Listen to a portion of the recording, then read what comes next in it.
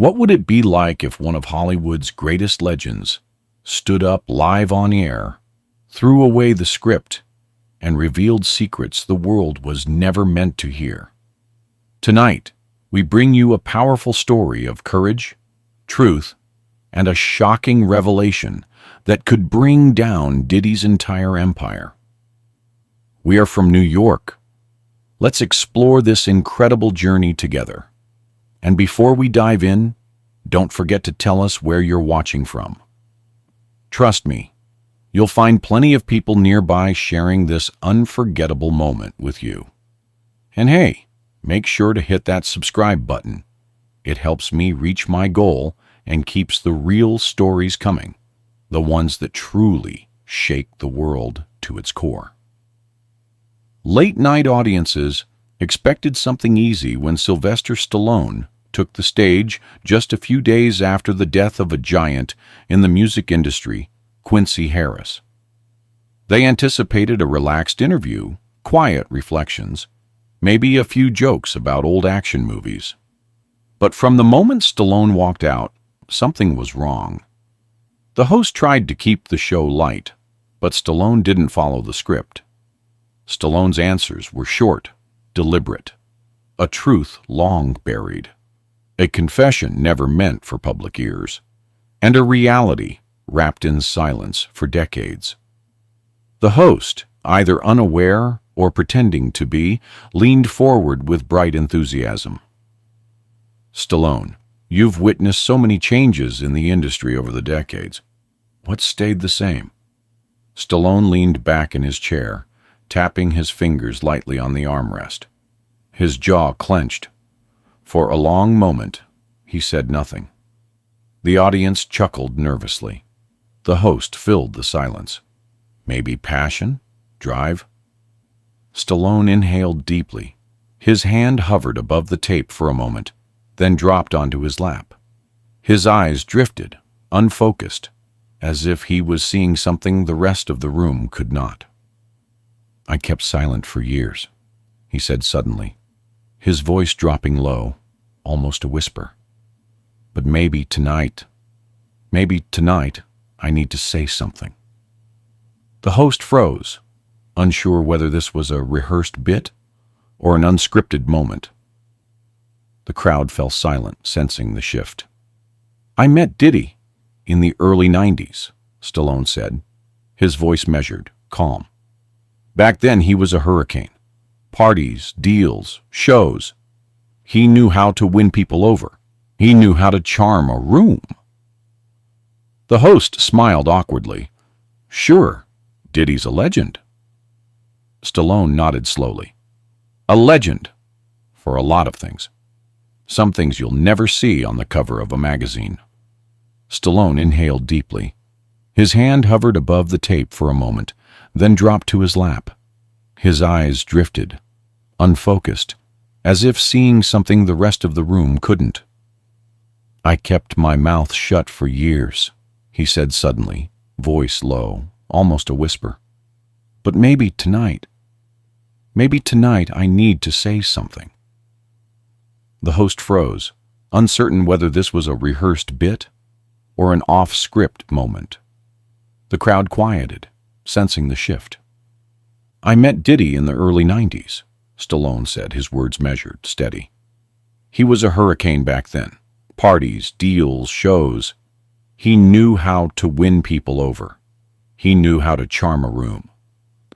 The host smiled awkwardly. "Sure, Diddy's a legend." Stallone nodded slowly. "Legend for a lot of things. Some you'll never see on magazine covers." The camera zoomed closer without a director's command. Viewers at home could see the flicker of rage, of regret in Stallone's eyes. "I witnessed things," Stallone said. "Things I buried because I told myself it wasn't my place to speak. I saw girls, underage, terrified, shipped into his parties. I saw drugs flowing like rivers, cocaine, ecstasy, pills. I saw money exchanged in back rooms to keep people silent. I saw men beaten for asking the wrong questions." The host shifted in his seat, visibly sweating now. He tried to interrupt, but Stallone pressed on, relentless. "I saw Diddy," Stallone said, voice trembling with intensity. "With my own eyes. Force a girl barely 16 into a private suite at the W Hotel. She cried. She begged. No one stopped him. We looked away. Because he was powerful. Because he could ruin careers with a phone call." Gasps from the audience. Murmurs. Shock. "And it wasn't an accident," Stallone continued. "It wasn't a mistake. It was a system. A machine built on fear, fame, and silence." Diddy wasn't there to defend himself. He didn't need to be. His empire was already beginning to tremble, live as millions watched Stallone's words peel away decades of polished lies. "I stayed quiet because I thought it wasn't my fight," Stallone said. "Because I was afraid. Afraid they'd come for me too. But you know what's worse than losing everything?" He paused, looking directly into the camera.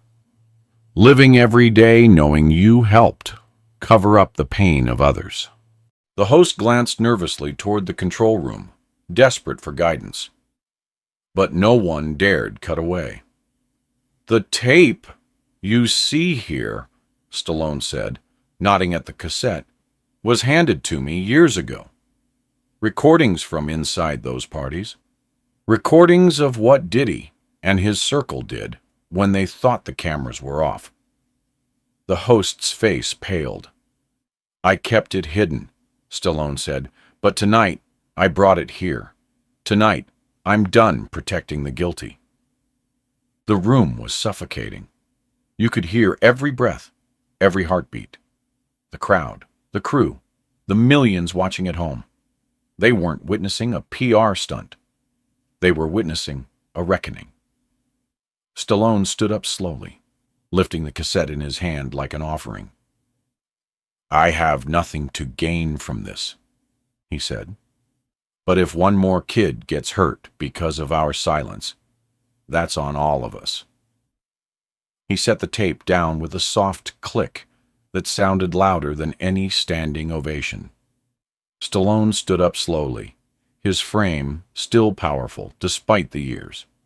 "Maybe I'm old school," he said, "but right and wrong don't change just because you're rich or because you have hits on the radio." The stage manager was screaming into the earpieces now. "Cut to black! Cut to black!" The screen flickered once, then twice, before finally fading out. But it was too late. Across America, social media exploded like wildfire. Stallone speaks. Diddy exposed. Truth on live TV. On Twitter, Facebook, and YouTube, clips of Stallone's revelation were being replayed, dissected, and spread faster than CBS could issue a press statement. In bars from Boston to Baton Rouge, people were glued to their TVs, murmuring over their beers. In living rooms in Detroit, retirees and veterans who had grown up with Rocky sat stunned, feeling the weight of betrayal and admiration tangled together. At that moment, it wasn't about celebrity. It wasn't about gossip. It was about truth, raw, unvarnished, and finally spoken aloud.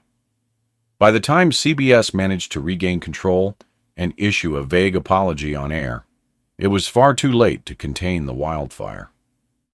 News trucks began to swarm the CBS studio center, reporters jostling against metal barricades, their microphones raised high as if they could catch the echo of Stallone's words still vibrating in the rafters. Across town, in a high-rise office overlooking the Sunset Strip, Diddy sat slouched in a leather chair, staring at muted television screens, all flashing the same words. "Breaking Stallone accuses Sean Combs" on live TV. His lawyers surrounded him, their faces pale, their voices a buzz of panicked legalese. Diddy didn't hear them.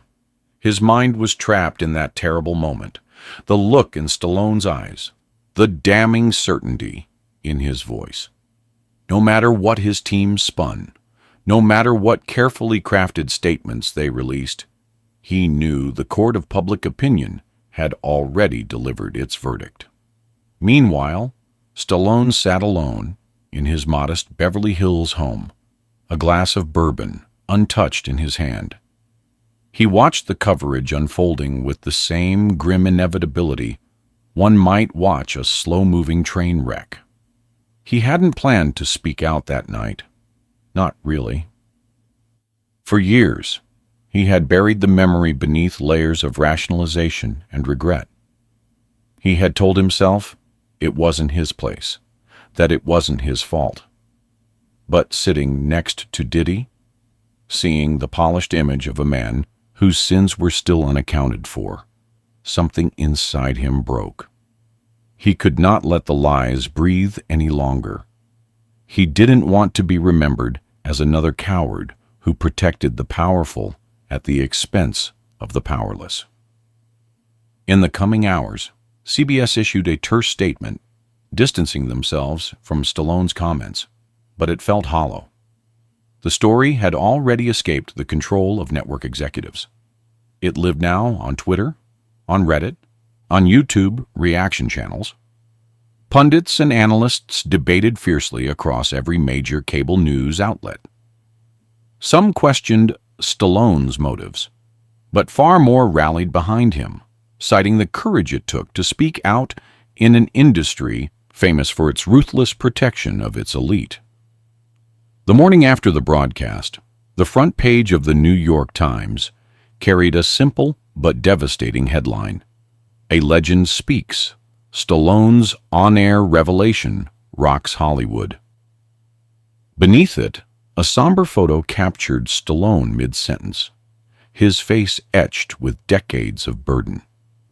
Diddy's legal team filed a defamation lawsuit within 48 hours, claiming emotional distress and loss of reputation. They demanded an immediate retraction and public apology. Stallone's lawyer, a seasoned fighter named Ruth Morales, issued a brief response that made headlines of its own. "Mr. Stallone stands by his account. The truth is not defamatory." Things moved quickly after that. More voices began to emerge. Women who had long been silenced by fear, non-disclosure agreements, or loyalty to the machine that had made Diddy famous started to come forward. At first, it was whispers, anonymous tips to journalists. Then it was full statements, names and faces attached, courage inspired by the sheer audacity of Stallone's stand. By the end of the first week, a former assistant went public, describing years of abuse and cover-ups. A week after that, a former bodyguard revealed a hidden world behind the glossy veneer of Diddy's empire, parties where coercion and fear were currency. The FBI quietly opened an inquiry. When agents showed up at one of Diddy's homes in Holmby Hills, search warrants in hand, the tabloids exploded. TMZ ran helicopter footage of agents removing boxes of files and hard drives. CNN reported that the Department of Justice was considering federal charges. Sponsors began dropping Diddy one by one. Ciroc Vodka terminated their partnership. Revolt TV, a network Diddy had founded to amplify black voices, announced it was suspending all association pending investigation. Macy's pulled his clothing line from their shelves. His empire, built over 3 decades, began to crumble like a sandcastle against a relentless tide. For Stallone, the experience was bittersweet. Some old friends in Hollywood stopped calling. Studio executives whispered that he had become radioactive. He wasn't surprised. The industry loved a comeback story, but it hated a troublemaker. Still, letters poured into his management office from veterans, teachers, nurses, people he had never met, but who saw in him a reflection of their own struggles. To be heard, to do what was right, no matter the cost.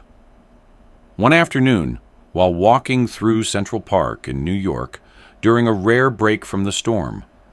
A middle-aged woman in a Yankees cap stopped him. She looked him squarely in the eyes, tears welling up, and simply said, "Thank you for not letting them silence you." Stallone nodded, unable to find words. That moment meant more than any award he had ever won. Behind closed doors, Diddy's legal strategy shifted from outright denial to damage control. His attorneys sought quiet settlements with some accusers, desperate to stem the bleeding. But it was too late. Public trust had evaporated. Even loyal fans struggled to reconcile the man they had idolized with the stories emerging day after day. Stories of manipulation, coercion, betrayal. Court documents leaked.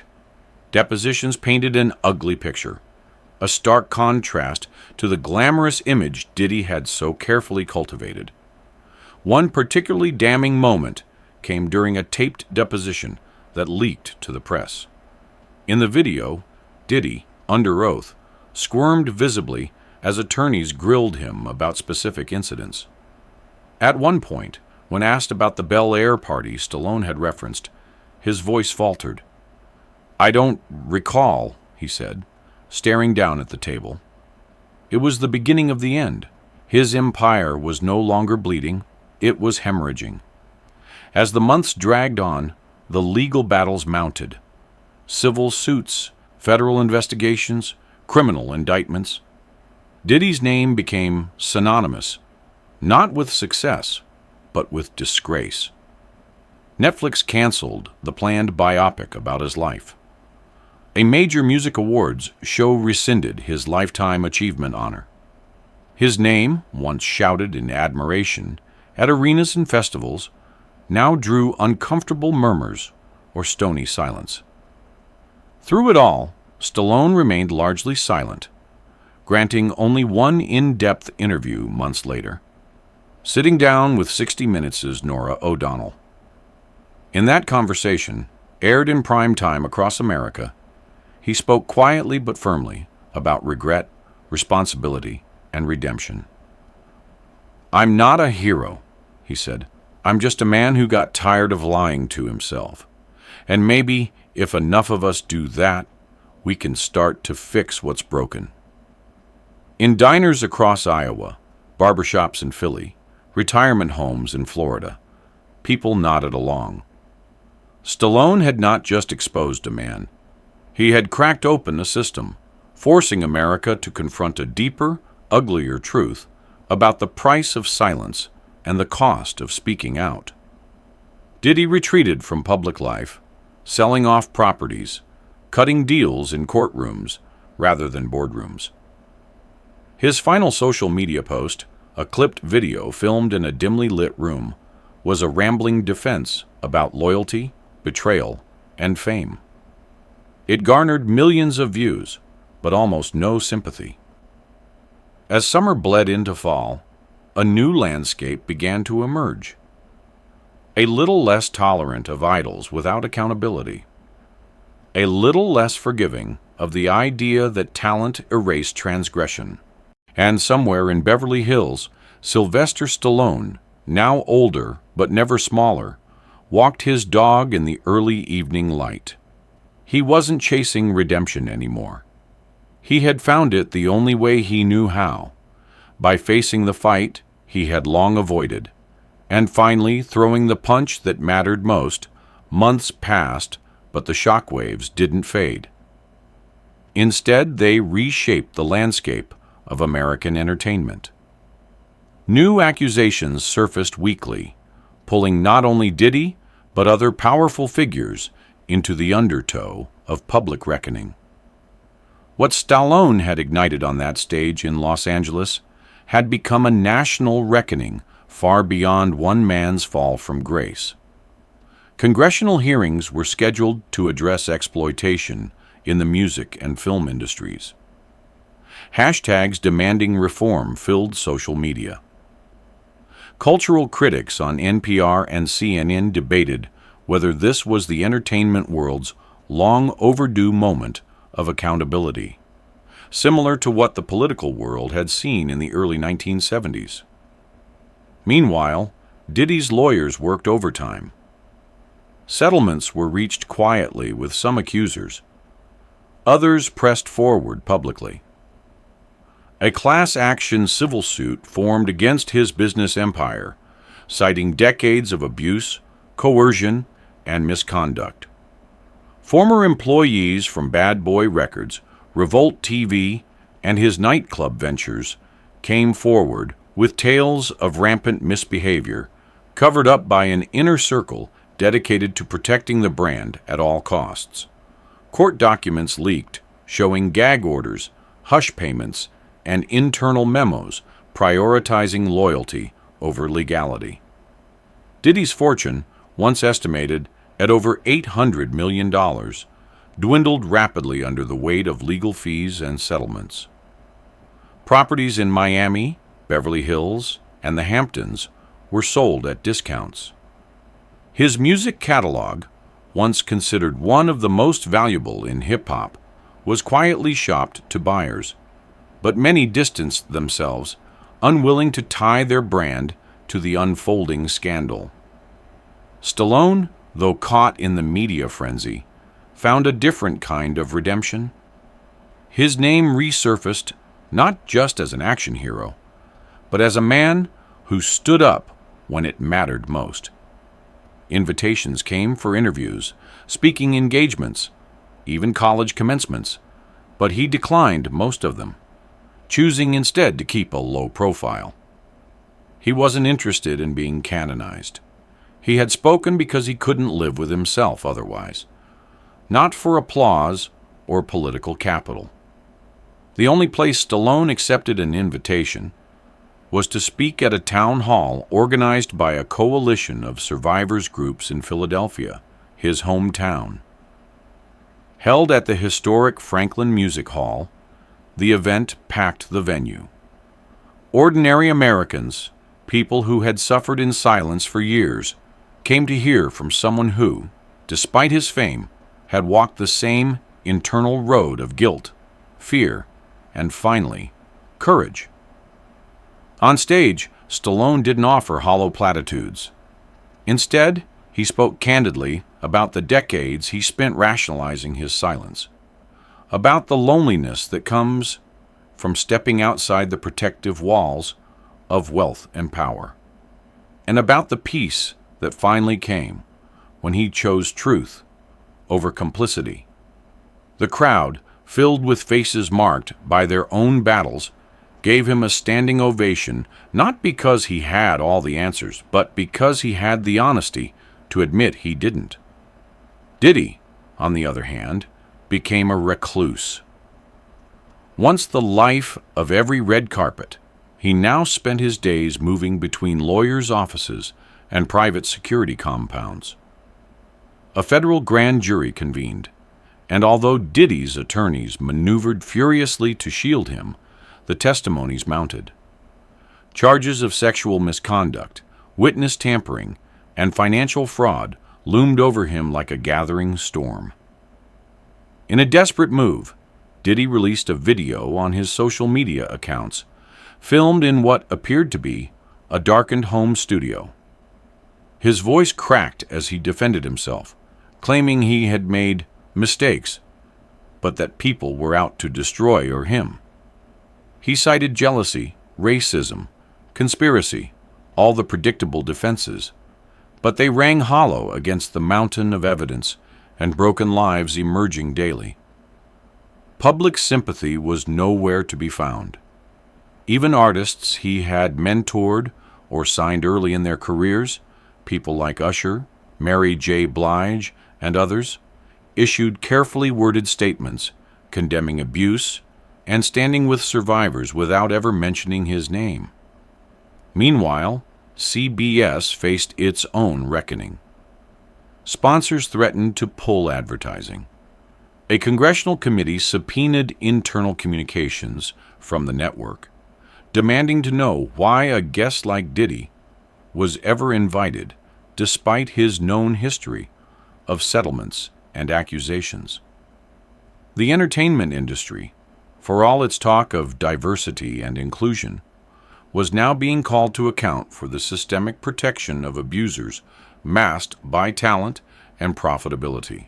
For Stallone, the personal cost was real but bearable.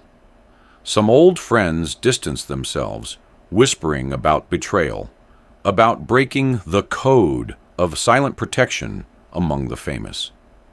Studios hesitated to cast him in new projects, fearing backlash or controversy, even as grassroots support for him grew stronger by the day. He spent more time with his family, with old friends from Philadelphia, who had known him long before he became a symbol, long before the world cared about his failures or his courage.